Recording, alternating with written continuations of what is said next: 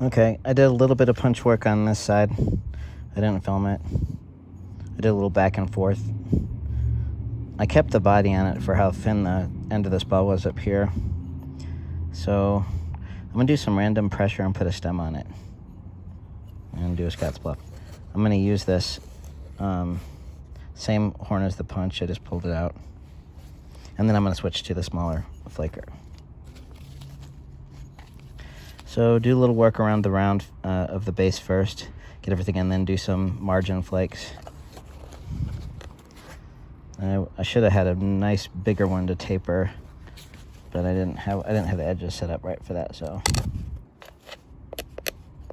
hopefully you can see this. If it flips to vertical, I don't know what to say. I'm gonna leave a dislike, but this is as good as I get. When I lean forward, it tends to flip to vertical.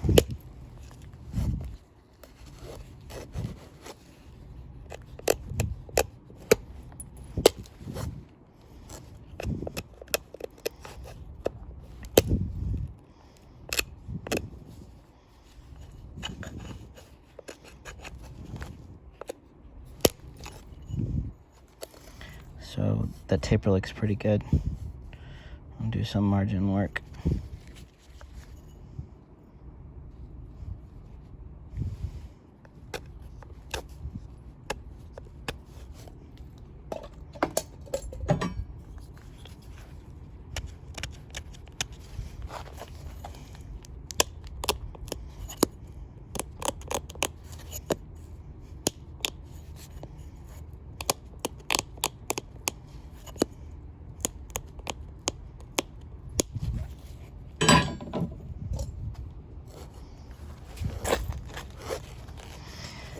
I need the wedge because this stuff in the leather pushed in would break off.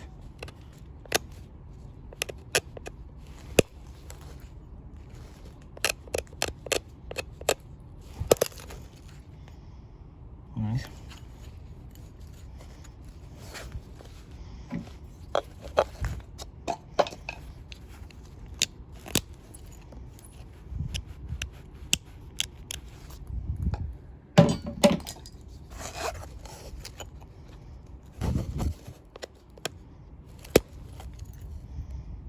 Good.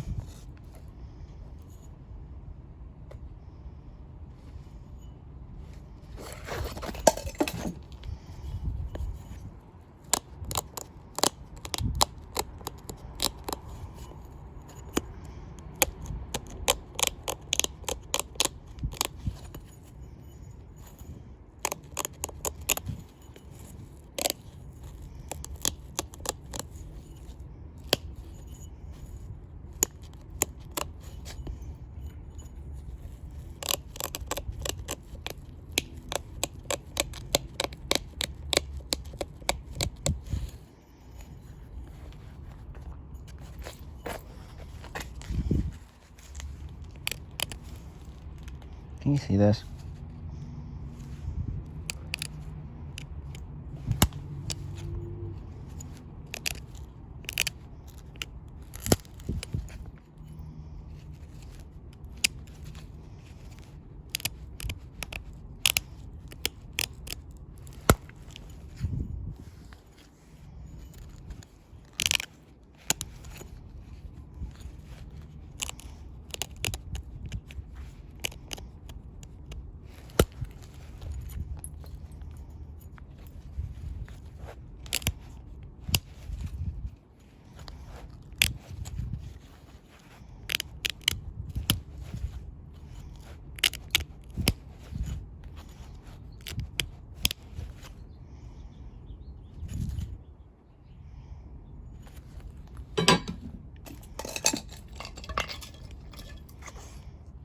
I'll switch to this one.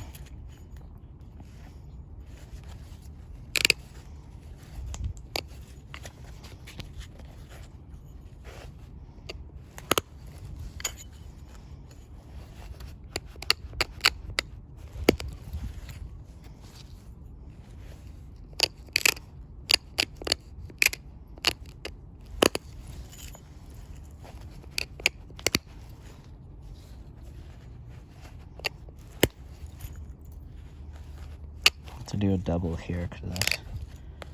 neck area.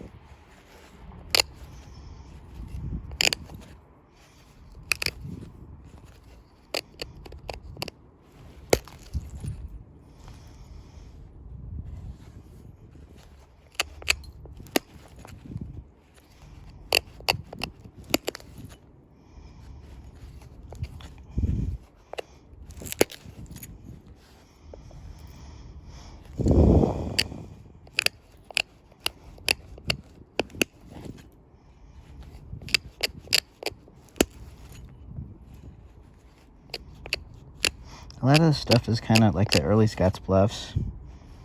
The punch work is patterned, the pressure flaking gets random until the edges get thickened and they can get ordered.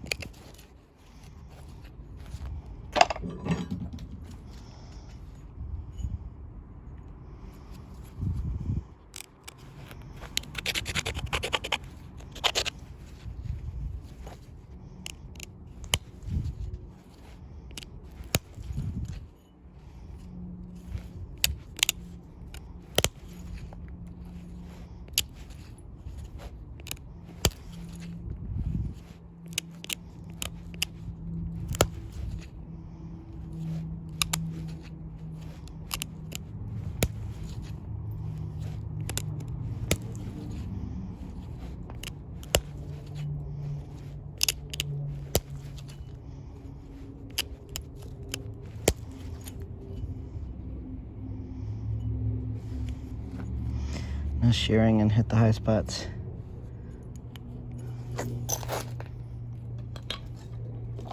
Sorry about the flopping around.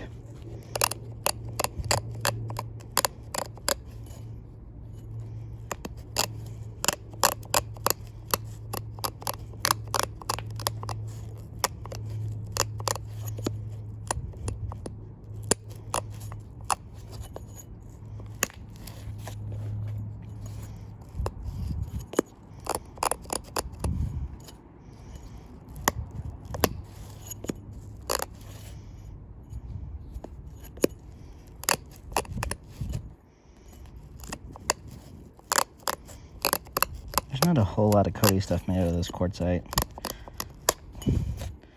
More agate basin and hell gap. This is nice enough stuff. I'm sure there's some out there. Of this quality quartzite.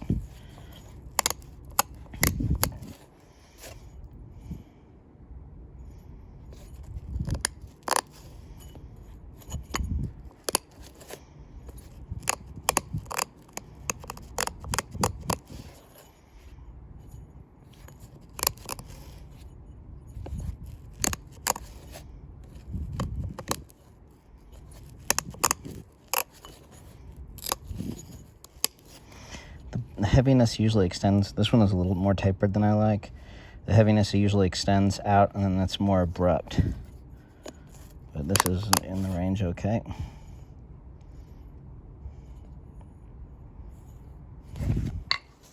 Let's check our tip. It's really helpful to use that horn and then switch to this one. Sort of using the tops. And if you sink a flake, you kind of want to fix it. These are so easy to refurbish and sharpen down that it's worth it.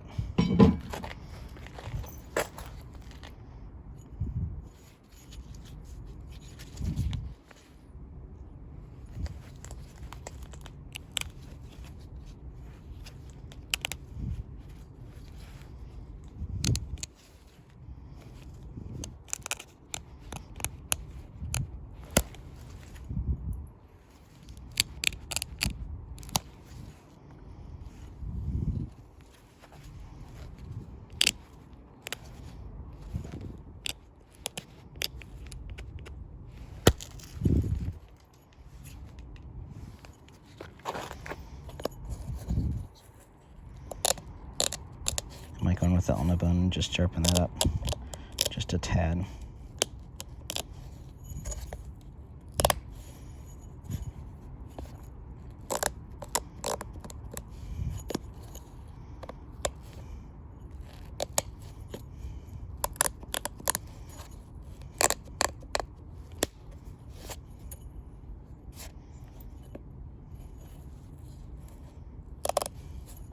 Or sharpen.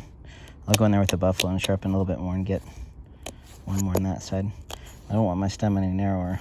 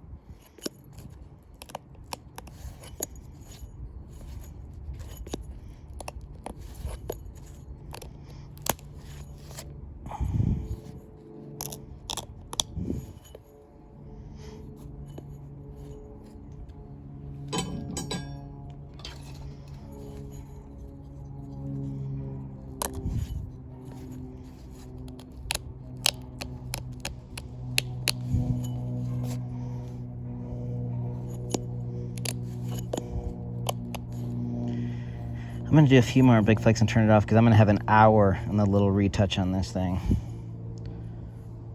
Just doing really fine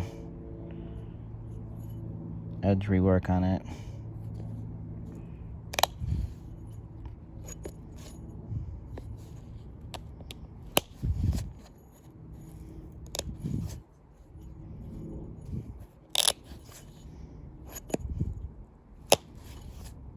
Oops.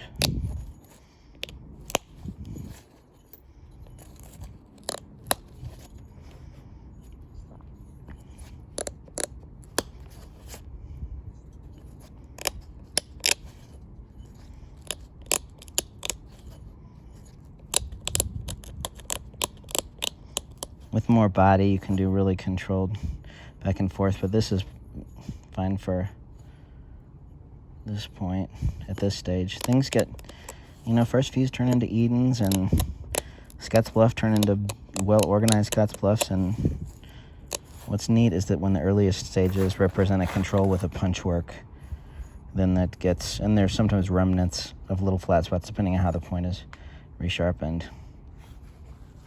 So this is gonna shape up real nice.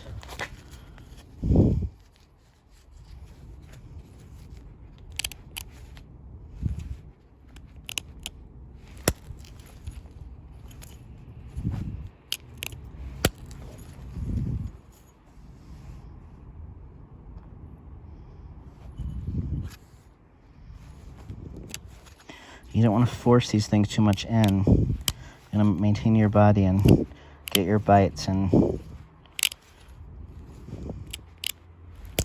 control the body.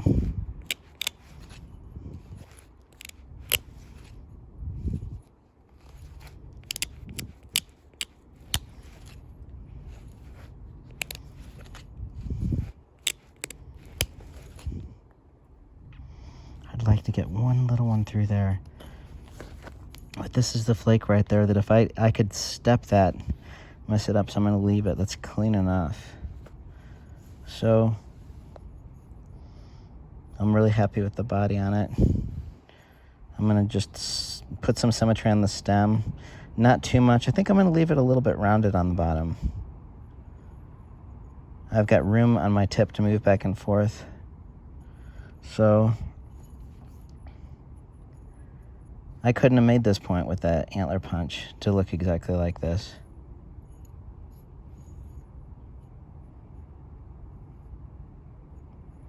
So it's been fun to work with the buffalo.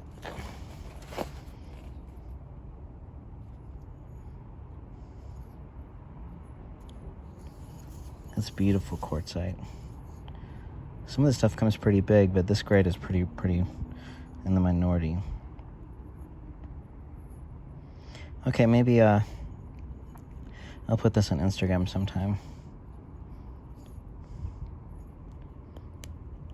If you want to try this, don't get frustrated because you're going to be used to the other flakers.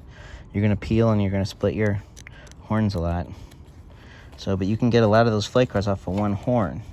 You know, you can section them up. All right.